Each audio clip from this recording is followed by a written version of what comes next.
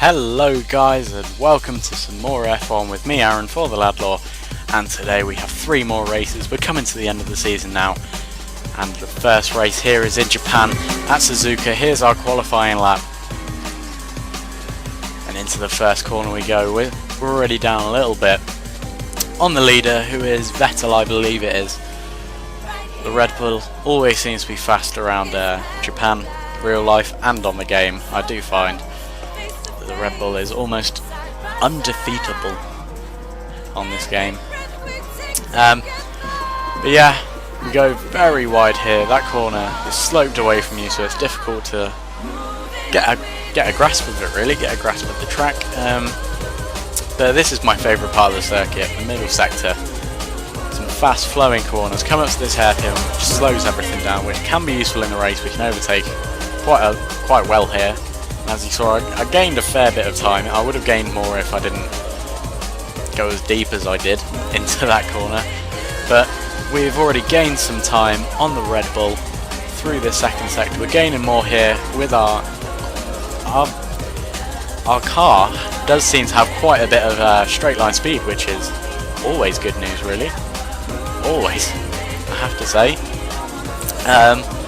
It's still questionable in the corners, particularly the slower ones, and our braking is good. Don't get me wrong, I was driving a HRT, which was not undrivable but terrible, but as you see there, our braking just isn't quite good enough to be able to go really late into those corners, and if it wasn't for that mistake, I think I would have qualified in the top 10, but it turns out we came 13th, which is still very good for us at Force India, and we just had to see what we can do with that, really. Our objective was unfortunately above that, as we did win the last race in Singapore, by default it has to be said, as Vettel got a penalty, but we did have a high qualifying objective. Anyway, we can still do something from 13th, I'm pretty sure. If we can do stuff quite well from the back of the pack in a HRT, we can definitely do it from the midfield in a Force India. But anyway, the lights go out now, and we're away. We get a good start actually. Good traction, no wheel spin. Got side by side with the 2 Mercedes early on. Of course, changed it to rich mixed fuel for that added speed. Gotta have that speed. And look at who's in front of us. What a coincidence. It's our rival, Raikkonen. A car did try to come up our inside there, but there was no room for them, and unfortunately they had to back out. But here we're going to have some good racing with Raikkonen, and it's always fun to be in and around your rival, because you have to beat them. You just got to beat them. They're your rival. If you don't beat them, you're a failure. Well, in my eyes, I'd be a failure if I didn't beat him. But as I was talking about, in the qualifying lap, here's the hairpin. It's a great place to overtake. Can we do something? We can do 2 cars at once. How about that? So we overtake our rival and Romain Grosjean, his teammate, in one move. And that takes us to the pit stops. Nothing happened really. We didn't have too great a pace on these option tyres, and Alonso and the rest of the pack just got away from us slowly. But now we're into the pits, and with a lot of cars around us, I was fearing that this pit stop wasn't going to go well, that something was going to happen, and we were going to be stationary waiting for cars to go past. So, after that work of getting past my rival Raikkonen, I have to do it all over again. So I thought, you know what, we're coming out of the pits, I'm just going to go for it. Just going to go for it. And I was going for it, basically. I was going pretty darn fast. And my favourite part of the track, of course, this hairpin. Look at how much time I gain on Raikkonen just there. And a lot of curves out of here for the fast flowing corners. This is a very good place to close a gap on the AI anyway, as they don't seem to use curves coming out of that hairpin, so you can get a nice speed boost ahead of their speed anyway. And look at how close we got to Raikkonen just then. And again, we did some curves down to this long full acceleration part of the track. The 3rd sector is fairly fast apart from the chicane coming up in a second, but we make that move on Raikkonen, and by the looks of it we make it stick as well. and in this chicane Alonso went very, very, very calm on his brakes and leisurely rolled up to that corner, whereas I was as late as possible, and we got DRS because of that. And I have to say the DRS zone in Japan is appalling. Very little happens. We go past a couple of cars there just coming out of the pits, and I overtake Alonso. But look at this, Grosjean has somehow got ahead of us after that poor pit stop. It has to be said that Alonso and Raikkonen had terrible pit stops. But anyway, I think, yeah, we got in front of Grosjean and Massa, which is a bit annoying because there were two good moves. I accidentally edited them out. But for the last 3 or 4 laps, we were going hell for leather. The McLarens were 4 or 5 seconds ahead of us after we got past Massa, and I reeled them in. I have to say, the Force India that I was driving had some unreal race pace this race. Going toe to toe with Hamilton. He had DRS, but unfortunately the McLaren just has a bit too much straight line speed for us. But in this corner we had the inside line and we pushed him out wide. And then we had the racing line this one. I wasn't going to cave, even though he had the inside line. And a lap later we did the exact same to Button. We slowly reeled him in with some great race pace. I think that took probably around a second or so out of him in 1 lap. And look at that. Look at how late I brake in that hairpin compared to the AI. I braked so late that I just went straight into the back of Button then. But I didn't get a penalty for it, which is very good. And in the closing laps, we gain the position to get on the podium.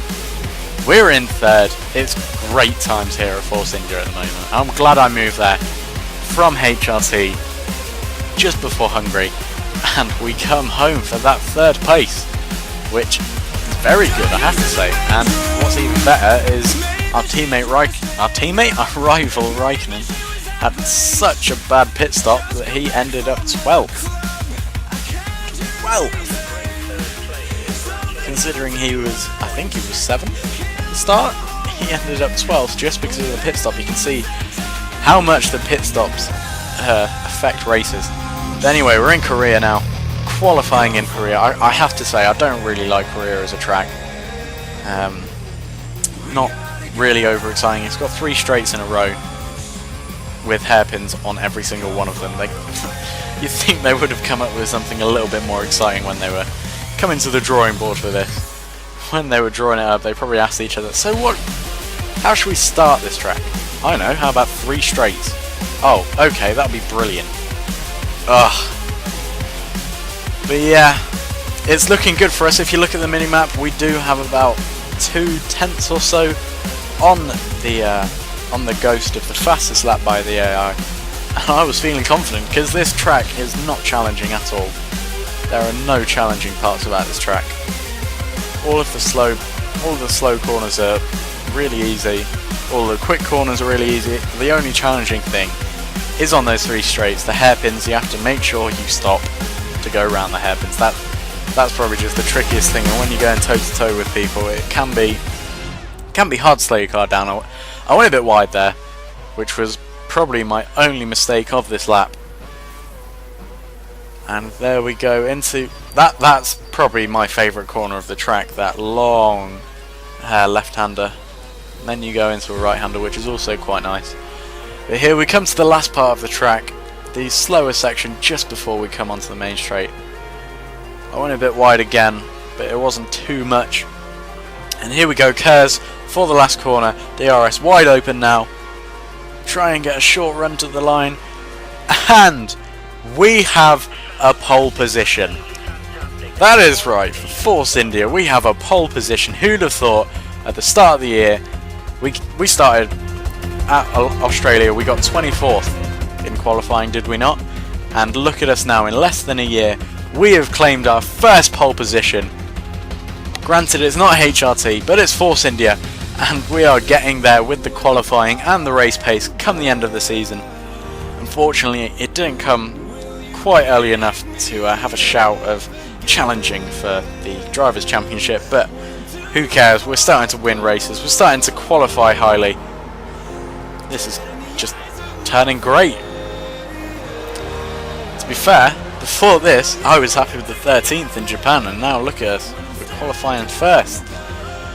But into the first corner, we got a bad start. Hamilton seemed to have the jump on us, but then he had to slow down quite drastically for this hairpin, and we just got away from him, really.